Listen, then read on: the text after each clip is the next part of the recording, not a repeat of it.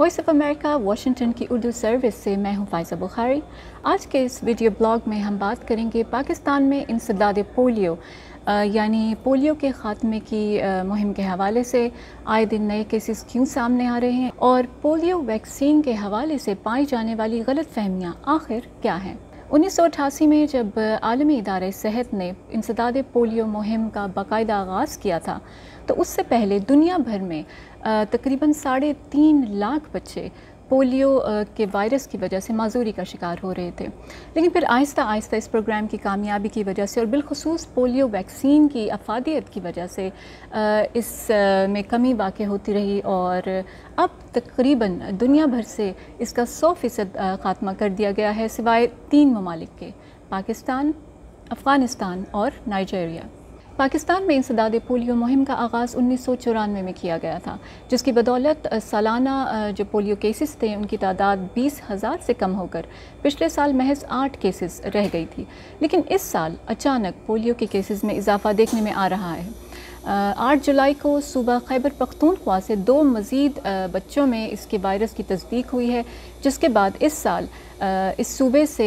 33 यानी कि 33 cases report किए जा चुके हैं, जबकि पाकिस्तान भर से 41 यानी 41 केसेस पोलियो के रिपोर्ट हो चुके हैं इस साल में। और ये सिलसिला ख़त्म होता दिखाई नहीं दे रहा, आए दिन नए केसेस सामने आ रहे हैं। हुकाम के मुताबिक पाकिस्तान से अब तक पोलियो के ख़त्म न होने की सबसे बड़ी वजह गलत फहमियों पर मबनी मनफी प्रोपेगेंडा है, ख़ास तौर पर जब शरपसंद अनासिर सोशल मीडिया का इस्तेमाल करते हैं और इस तरह की गलत ख़बरें फैलाते हैं पोलियो के हवाले से, पोलियो वैक्सीन के हवाले से, जिसकी ज़द में सादा लोग वालिदैन आ जाते हैं और अपने बच्चों को पोलियो के क़तरे नहीं पिलवाते। आपको याद होगा अप्रैल में जब पोलियो की मुहिम जारी थी, पेशावर में 700 बच्चे किसी और वजह से बीमार हो गए थे और सोशल मीडिया पर यह बात वायरल कर दी गई कि पोलियो वैक्सीन की वजह से वो बीमार हो गए और उसके बाद इसका ड्रॉप सीन भी हुआ और वो शख्स पकड़ा गया जिसने ये ड्रामा रचाया था। हुकूमत पाकिस्तान की अपील पर फेसबुक ने ऐसे बहुत से पोस्ट्स को फेसबुक से हटा दिया था जो कि पाकिस्तान में जारी इंसदाद पोलियो मुहिम के ख़िलाफ़ सरगर्म थे। इस तरह की जो मनफी प्रोपेगेंडा होता है उसका सबसे ज़्यादा असर पोलियो वर्कर्स पर पड़ता है। इस वक्त पाकिस्तान में तकरीबन 2,70,000 पोलियो वर्कर्स काम कर रहे हैं और एक अंदाजे के मुताबिक 2012 से अब तक मुख्तलिफ शिद्दत पसंदों के हाथों तकरीबन 100 पोलियो वर्कर्स को मौत के घाट उतारा जा चुका है। हुक्काम के मुताबिक पोलियो वैक्सीन के हवाले से पाई जाने वाली तमाम तर गलत फहमियाँ बिल्कुल बेबुनियाद हैं। कुछ लोग समझते हैं कि ये एक खुफिया साजिश है फैमिली प्लानिंग की, यानी मगरिबी ममालिक जो हैं अब इस वैक्सीन में कुछ ऐसे अज्जा शामिल करते हैं ताकि मुस्लिम आबादी को कम किया जा सके। तो आप में से बहुत से अफराद शायद ये बात ना जानते हों कि पाकिस्तान में इंसदाद पोलियो के लिए जो